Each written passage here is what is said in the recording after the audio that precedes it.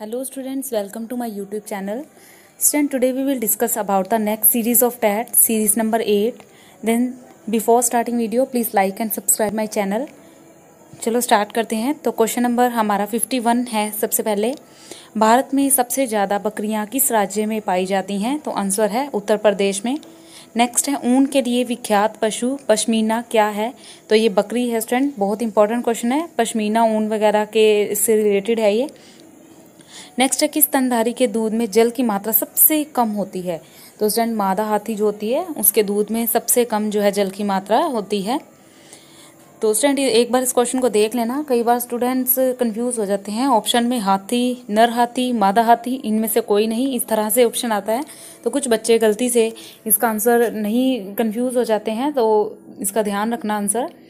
Next है, केंद्रीय भेड़ और ऊन अनुसंधान किस केंद्र कहाँ पर स्थित है, किस राज्य में है? तो दैट इज देहरादून।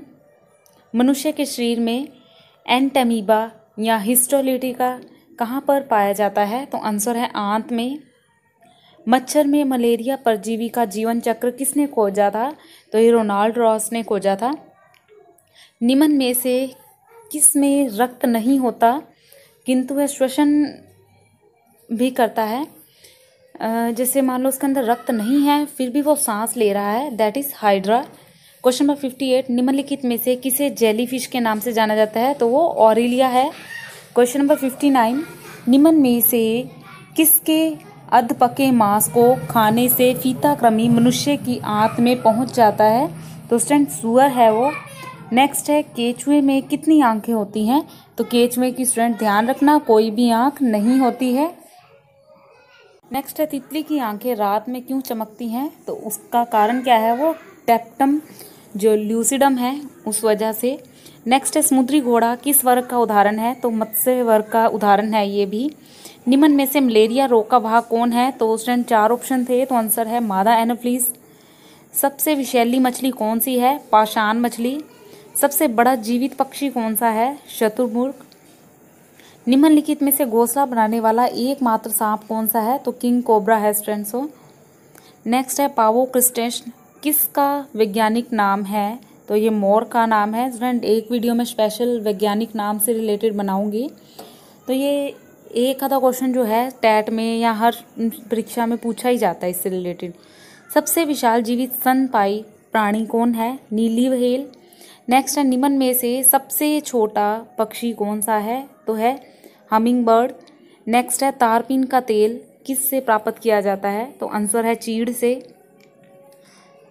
सामान्यतः प्रयोग से आने वाला मसाला जो लौंग कहाँ से प्राप्त होता है? तो फूल की कली से प्राप्त होता है ये।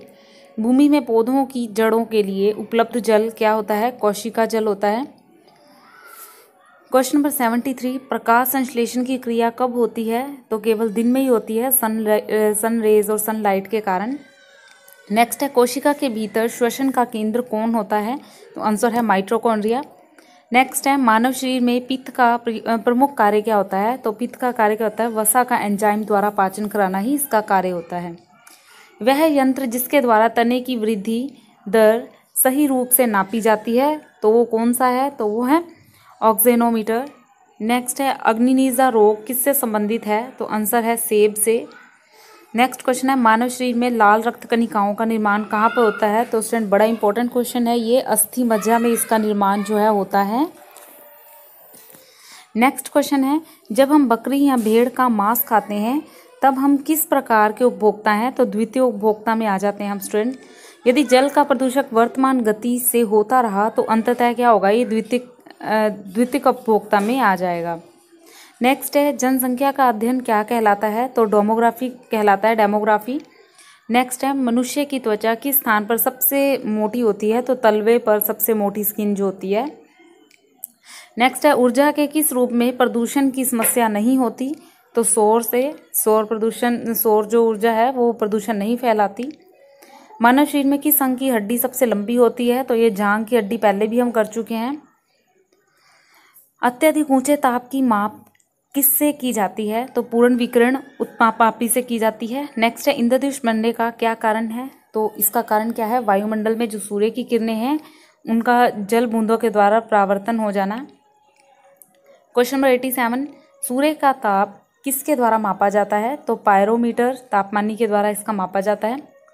सेल्सियस तापक्रम पर जल के क्वथनांक तथा हिमनाक क्या होते हैं? तो ये स्टूडेंट्स 100 डिग्री सेल्सियस और 0 डिग्री सेल्सियस होते हैं। नेक्स्ट है तरंग का वेग v, आवृत्ति n तथा तरंग दैर्घ्य लैम्डा, इनमें आपस में क्या संबंध है? तो v = n लैम्डा होता है।